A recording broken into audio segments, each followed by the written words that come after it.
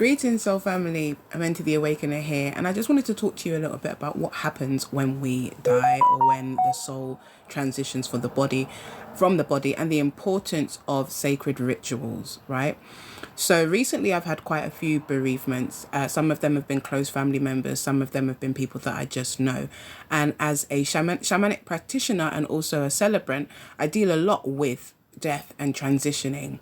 But what I've realized is, especially with regards to people that are close to me, is that the actual process of leaving the body and going into the spiritual world is something that we, as those who are still in the present, are very much a part of. So even when the soul leaves the body, the work is not over, right? That soul needs to find its way to the light. That soul will go through a process of reviewing all of the things that it went through in this lifetime, and that's done through weighing the heart and the feather, which is basically your auric field, like weighing your auric field to see the measure of your experiences here.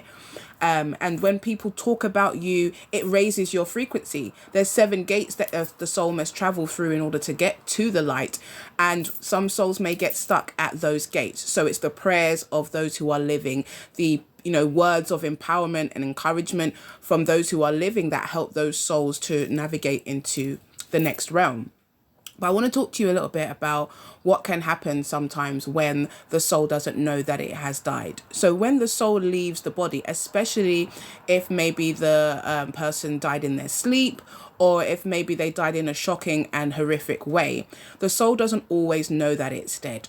So we have to do certain things to help that soul to know, number one, that it has died, in terms of it has left the physical body, and also help it as it goes through the different stages as it moves through the spiritual realm.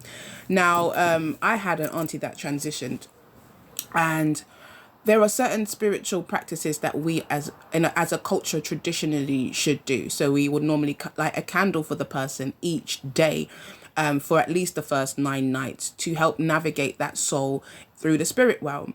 Also, when the soul has died, where they used to live, the room that they used to live in, we take off the mattresses and we put them against the wall, and we basically change around the room. Why do we do this? We do this because the soul doesn't always know that it's passed. When we go to sleep, we pass through the same frequency that our soul exists in. So when we transition, sometimes it can feel like a deep sleep to the soul. So the soul will go to the places that it naturally goes to, where it feels at home. So the first place it may go is where it used to live, in its own bed. And so when you move the mattresses, when you move the bed and everything, what you're doing is letting that soul know that it no longer lives there.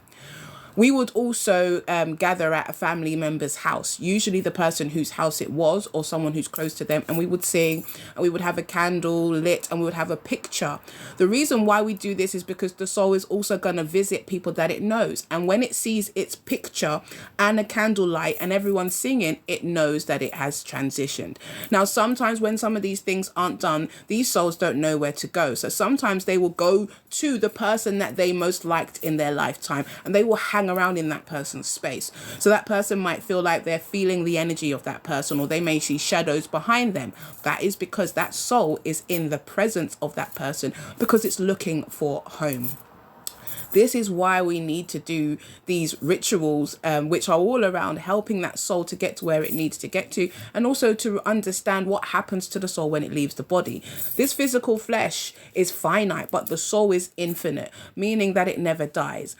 Also, our energetic field, our etheric layer of our body is like the spiritual energetic double of our physical body. So even when our physical body perishes, all of the information is in our etheric body. That's the same level of our auric field that we heal when we're doing energy healing, when we're doing tuning forks, when we're trying to heal the body. We can work on the etheric layer in order to heal the body. But that's where all of that information is held. So when your heart is weighed against the feather, it's really your energetic imprint of everything that you experience on this lifetime, which will then be brought into account as you traverse into the spiritual realm.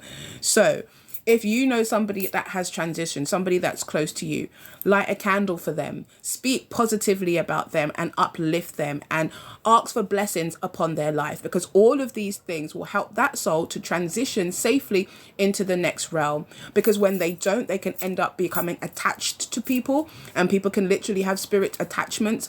And then also they can get tethered and left in spaces. They can become poltergeists. And this stuff is not like woohoo, it's real. You know, there are many earthbound spirits and many discarnate spirits that are lingering, and a lot of them are souls who didn't go to the light after they died. So our rituals and practices around death and funeral are not just things that are, methods of the past. These things are metaphysical practices that help us to understand the intricate connection between life and death. Because remember, it's only the physical body that dies. Our soul is eternal.